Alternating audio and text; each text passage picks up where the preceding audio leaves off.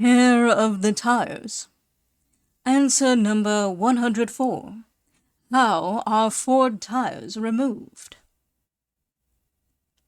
First, jack up the wheel clear of the road. The valve cap should be unscrewed, the lock nut removed, and the valve stem pushed into the tire until its head is flush with the rim.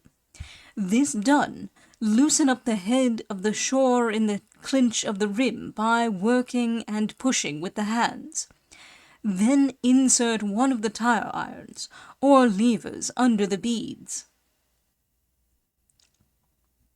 The tire iron should be pushed in just enough to get a good hold on the underside of the bead, but not as far as to pinch the inner tube between the rim and the tool.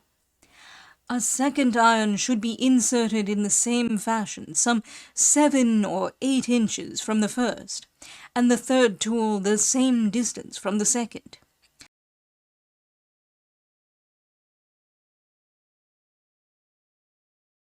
As a clincher tire must be pried with the clinch, 3 levers will come in handy in a case of a one-man job. And the knee of the driver can be used to good advantage to hold down one lever while the other 2 are being manipulated in working the shoe clear of the rim. After freeing a length of the head from the clinch, the entire outer edge of the casing may be readily detached with the hands, and the damaged inner tube removed and patched, or a spare tube inserted.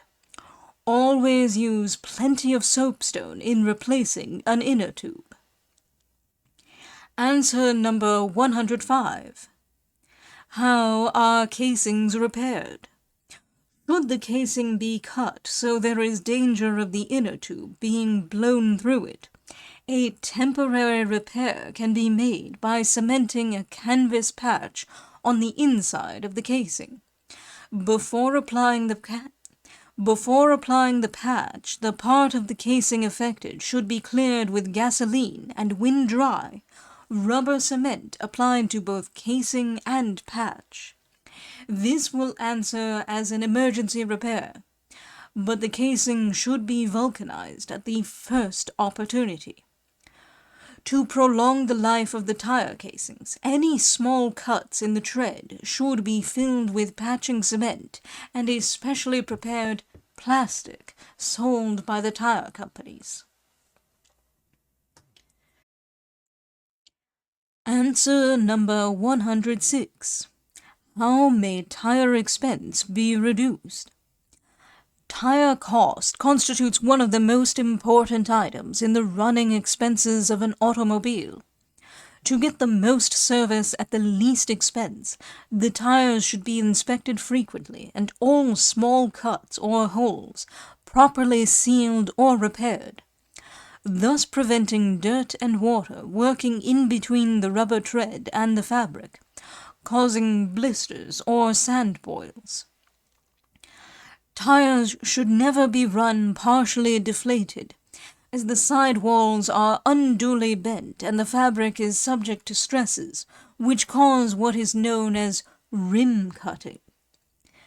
The chances of getting a puncture will be greatly reduced by keeping your tires properly inflated, as a hard tire exposes much less surface to the road than a soft tire, and also deflects sharp objects that would penetrate a soft tire. Running a tire flat, even for a short distance, is sure to be costly. Better run on the rim, very slowly and carefully, rather than on a flat tire. Remember that fast driving and skidding shorten the life of the tires. Avoid locking the wheels with the brakes. No tire will stand the strain of being dragged over the pavement in this fashion. Avoid running in streetcar tracks, in ruts, or bumping the sides of the tire against the curbing. The wheel rims should be painted each season and kept free from rust.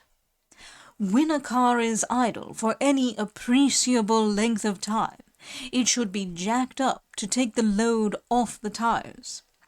If the car is laid up for many months, it is best to remove the tires and wrap up the outer casings and inner tubes separately, and store them in a dark room not exposed to extreme temperatures. Remove oil or grease from the tires with gasoline. Remember that heat, light, and oil are 3 natural enemies of rubber.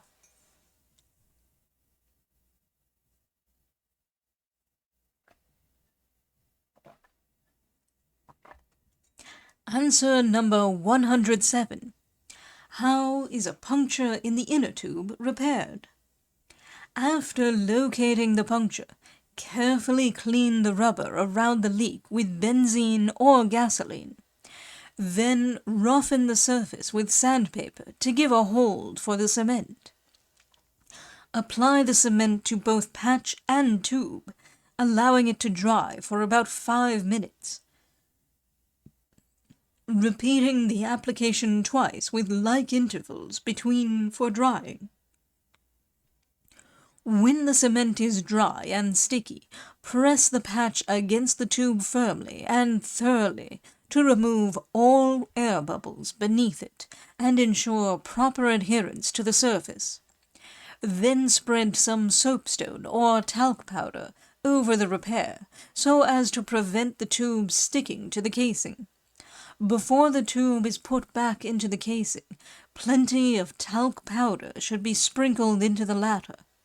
A cement patch is not usually permanent, and the tube should be vulcanized as soon as possible. In replacing the tire on the rim, be very careful not to pinch the tube.